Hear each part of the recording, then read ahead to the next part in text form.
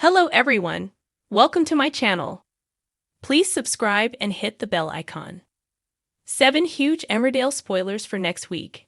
In next week's Emmerdale episodes, Belle gets a Christmas miracle when Piper returns. Meanwhile, rebellious April gives Marlon a horrible shock, and there's signs of a struggle at home farm as Will's revenge steps up a gear. Here are the 7 big moments to watch out for. You can also check out our collection of 20 spoiler pictures from these episodes. As Belle pieces together Tom's lies, she starts to wonder if Piper is really dead. Visiting her beloved dog's grave with Vinny, she admits she never saw the body.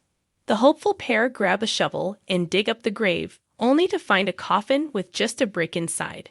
Desperate to be reunited with Piper, Belle considers visiting Tom in prison to find out where the pup is. She doesn't need to take such drastic action, however, because on Christmas Day a miracle occurs.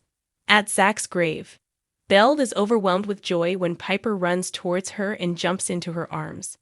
After recently discovering she's been lied to her whole life about her mother's death, April can't bring herself to make peace with her dad. Marlon goes through April's texts and is horrified to discover that she has been trying to buy cannabis.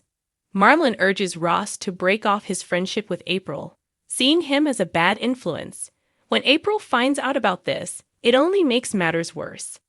Turning to alcohol to cope, April embraces her teenage rebellious side and ruins Christmas for her family.